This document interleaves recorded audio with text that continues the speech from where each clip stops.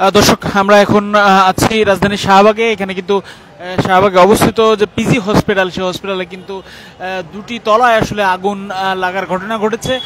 দর্শক, আপনারা দেখতে পাচ্ছেন আগুনের যে শিখা, সেটি আগুনের যে ধোঁয়া, সেটি কিন্তু বের হচ্ছে এই তলা থেকে। তবে ইতিমধ্যে কিন্তু ফায়ার সার্ভিসের কয়েকটি ইউনিট আসলে এখানে এসে কাজ শুরু করেছে। প্রত্যক্ষদর্শীরা জানাচ্ছেন এখানে প্রায় আধা ঘন্টা আগে এখান থেকে তারা আসলে এই ধোঁয়ার কুণ্ডলী বের হতে দেখেন এবং তারপরে কিন্তু আগুন লাগার যে ঘটনা, সেটি কিন্তু ফায়ার সার্ভিসকে খবর দেওয়া হয় এবং খবর দিলে তারা কিন্তু আসলে এখানে এসে আগুন নিয়ন্ত্রণের চেষ্টা করছে। আপনারা দেখছেন ৫ তলা এবং ৬ তলায় আসলে আগুনটি এর সূত্রপাত। দর্শক, আমরা যতদূর জানতে পেরেছি ৫ তলায় আসলে যে ক্যান্টিন রয়েছে, সেই ক্যান্টিন থেকে আগুন লাগার যে সম্ভাবনা, সেটি কিন্তু খুব বেশি, সেটি আমরা বাইরে থেকে যেটি দেখতে পাচ্ছি। দর্শক, আপনারা দেখছেন এখানে কিন্তু উৎসুক জনতা বেশ ভিড় করছেন এবং উৎসুক জনতাদের সামাল দিতে কিন্তু ইতিমধ্যে পুলিশ কাজ করছে। দর্শক, এখান থেকে আধা ঘন্টা আগে, অর্থাৎ ৩০ মিনিট আগে এখানে আসলে এই পিজি হসপিটালের যে হসপিটাল, সেই হসপিটালে কিন্তু আগুন ধরার ঘটনা ঘটেছে।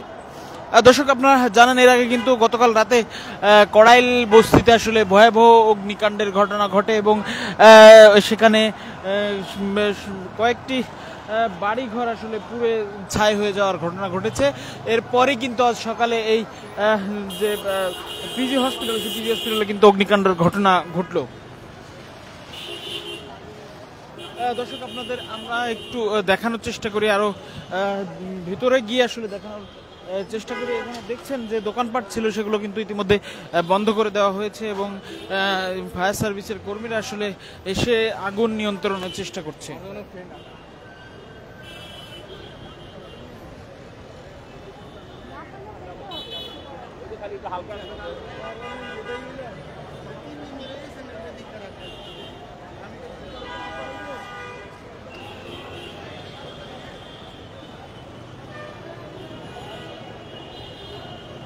দর্শক, আপনারা দেখছেন এই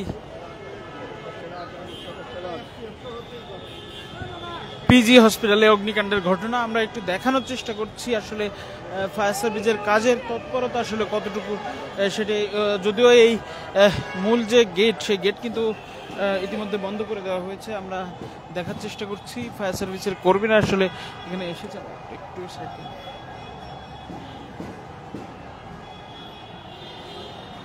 পাশে যেতে পারেন, বস ওদিক থেকে ঢুকতে পারেন, দেখাতে পারেন।